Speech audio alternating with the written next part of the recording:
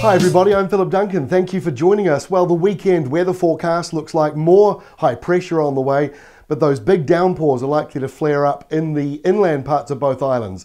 So that is definitely something to monitor over the next few days. Let's get into it. Here's the Friday animated wind map. This map today adds in the moisture. So for those of you in Oamaru and Dunedin and other eastern areas along here, you might have noticed the moisture, the drizzle patches, the low cloud, the fog. That is all associated with this airflow. The high pressure system, there's actually 3 different centers to it going all around the country, and there's a little bit of low pressure around that eastern side, and that is helping to feed in that more humid east to northeast airflow. Look at this also. You see how the winds meet along the mountains there, the westerlies on that side, easterlies on the other. That is called convergence. You see it up here around the North Island as well. So we're starting to get into that time now where the 2 different winds meet, and that it ends up producing some of those big afternoon clouds and downpours that we sometimes get at this time of the year, and we got a taste of that just last week. So this is how we look for Saturday.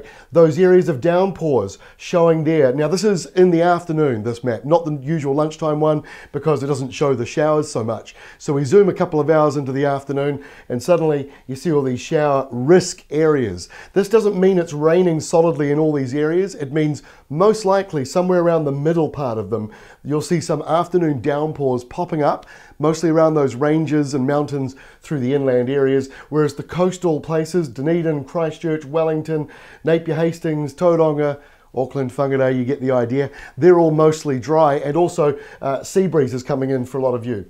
By Sunday, those downpours around the North Island are certainly one to watch. The area in green there indicates that somewhere around perhaps Central Plateau, Taupō and the Hawke's Bay Ranges, there might be some afternoon thunderstorms on Sunday. There might also be some big downpours elsewhere. And keep in mind, the beautiful sunny weather many of you have been having, that might fade away a bit over the weekend. There could be a fair bit of cloud all around the outer edges of this, which could affect a number of big populated cities. So just keep that in mind. It may not be the sunniest of weekends for everybody. And to next week, well, there's no real change. Again, these downpours popping up into the afternoons, some of them heavy. We might even see a thunderstorm down around central Otago on Monday. And then as we head in towards Tuesday, look at all the high pressure that dominates around the country. There's a little bit of an easterly flow around the north here that could produce a couple of showers, and it also means that other areas like Waikato, Bay of Plenty and Auckland, perhaps less likely to have those afternoon cloud buildups with an easterly blowing through for you, but that's not the same for other areas. And we end on Wednesday, which doesn't really show a great deal of change.